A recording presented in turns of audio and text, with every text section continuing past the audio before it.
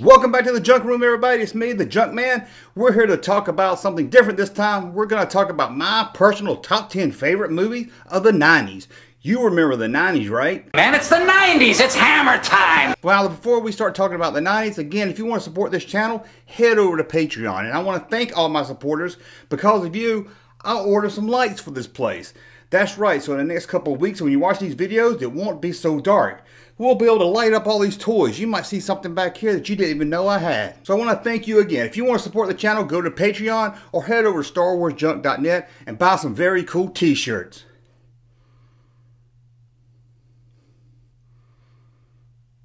You're going to get the ladies if you wear something like that. Anyway, let's talk about the best movies of the 90s. Now, I'm not saying that these are the best movies ever made of the 90s. These are my personal top 10. They connect to me on a certain level, so I really love these movies. And when I was going over the list, I said, well, I like Jurassic Park. I liked Pulp Fiction. But I kind of want to leave some of those mainstream movies off, although you might see some mainstream ones on here also. But I didn't want to do a top 10 that everybody's doing. I wanted to kind of make this one different. This is more of a personal top 10 of my favorite films of the 90s. And what a year it was. Great music, great movie, great TV, great food, slow internet. We had it all in the 90s. But anyway, let's get on to it to the top 10. Number 10, kind of mainstream. We're going to go for Adventure in the Stars. No, I'm not talking about The Phantom Menace. There was actually a better science fiction movie in the 90s, better than The Phantom Menace. And that's a Star Trek movie. Star Trek First Contact. I know what you're saying. Everybody's going to tell you that The Wrath of Khan is a superior film. They're wrong. Star Trek First Contact is by far the best Star Trek movie there is. If you don't know the story of First Contact, the evil Borg traveled back in time to Earth to stop First Contact when humans first contacted an alien race, which, spoiler alert, is the Vulcans. I think this movie works for everybody. If you don't know the Star Trek films, if you don't know Next Generation or the classic ones, I think most people watching this movie can enjoy this movie without knowing the history of Star Trek. Sure, it makes it better if you know the history and you know what the Borgs are. You've seen the Borgs on the TV show before watching First Contact. But overall, I think anyone just watching a movie can sit down and enjoy this. And it's by far the best Star Trek movie there is. It's in a league of its own. So let's go on to number 9. There's really few movies that really define me of the 90s, that made me who I am today because of movies I saw in the 90s, or that really spoke to me in the 90s. How many times can I say the word 90s in this video? This movie is not Kevin Smith's Clerks, although that movie did speak to me on its own level also. But this is Kevin Smith's second film, Mallrats. Now, I'm not going to sit here and tell you that Mallrats is a better written film or directed film than Kevin Smith's first film, Clerks. And I can see how someone out there may not like Mallrats. It has a niche audience. If you don't get these characters and you don't relate to people in this film, you're probably not going to get it. My grandma's not going to love Mallrats, although my grandma's dead. But like Clerks and most of Kevin Smith's movies, it hit me at the right time and the right place. Yeah, I think if I saw Mallrats a few years before I did, or even a few years after I saw it, I don't think it would have connected me with the same way. Mallrats is one of those rare movies that came out at the perfect time and the perfect place. Number 8. Now you might think, look at the Junkman. That's a sportsman if I ever saw it. Truth is, I don't like sports. I know you can't tell, but I really don't. One thing I probably like less than sports is movies about sports. But this movie did make my top 10 list at number 9. It's probably one of my favorite sports movies, if you want to classify. I don't really see it as a sports movie, but being the main theme, or one of the main themes of the film, is sports, I guess it's considered a sports movie. And that movie is Tin Cup. Ron Shelton wrote and directed this movie in 1996 about a washed-up golfer turned driving pro named Rory McIlroy, played greatly by Kevin Costner. Sure, the movie all about golf. And it actually made me want to play golf, but I sucked at it, so I was just stuck to putt-putt. But anyway, the main theme of this movie, I wouldn't say was a golf movie. It's a character movie. It's about Rory McIlroy overcoming his demons and trying to win the love of his life, at the same time trying to win the U.S. Open. Again, I'm not a big sports guy, but I really love Tin Cup. Number 7, shockingly, Pulp Fiction did not make my list of my top 10 favorite movies of the 90s. Believe me, it came very close to making that list. But this film is better than Pulp Fiction, Quentin Tarantino's first film, Reservoir Dogs. If you're anything like me, you first discovered Quentin Tarantino during Pulp Fiction. So I wanted to know more about him. Wanted to see other films he made. went out and watched True Romance, another great one from the 90s, written by Quentin Tarantino, but I wanted to see Reservoir Dogs, the first movie he directed. And believe me, it's better than Pulp Fiction. This is a simple story. A jewelry heist gone wrong. The surviving robbers hide out in a warehouse trying to find out who the rat among them is. Told with flashbacks that take you out of the warehouse, you learn a lot about each of these characters. It's a really simple story, but what really drives this movie is Quentin's writing. Great dialogue. But if you watch a Quentin Tarantino movie, you already know what he's best at, and that's writing dialogue. And here, it's amazing. The writing for this dialogue and each character is spot on in this film. Number 6. I could easily make a top 10 list of my favorite Coen Brothers film, and this would probably be at number 1. And we're talking The Big Lebowski. This comes on the heels after winning Best Picture for Fargo. How can they top Fargo? Another great movie?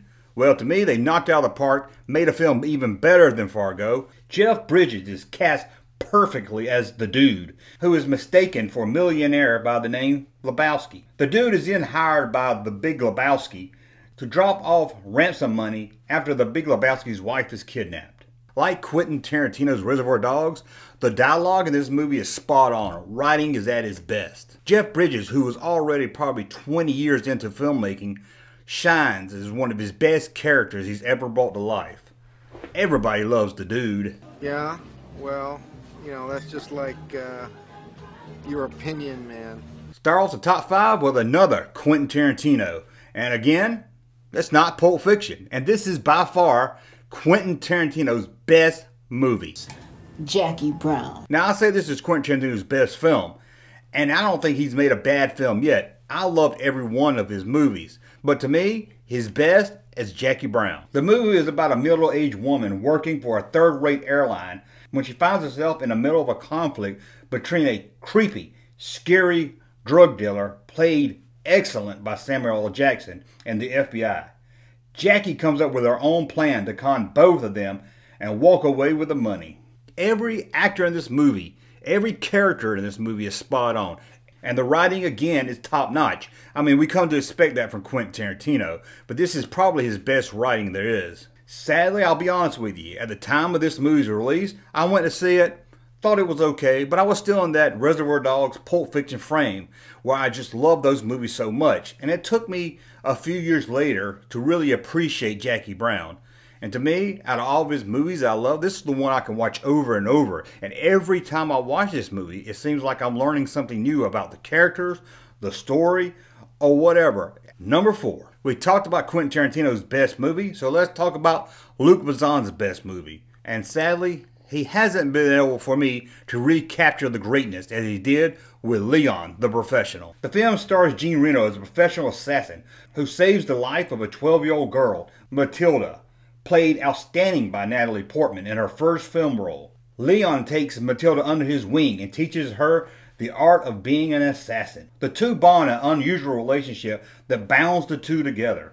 If you've only seen the US release of this, do yourself a favor, run out, buy the Blu-ray, find the director's cut, or I guess it's called the extended cut, because the US version cut a lot out. A lot of Matilda's training was cut out of The Professional. So you want to find the one on Blu-ray that's listed as Leon the Professional. Make sure you get this one. If you saw the US cut and loved it, check out the longer extended version. Not only do they cut out a lot of the training scenes, they cut out some of the key scenes that you need to really show that bonding between Leon and Matilda. Number 3, we've talked about Quentin Tarantino's best.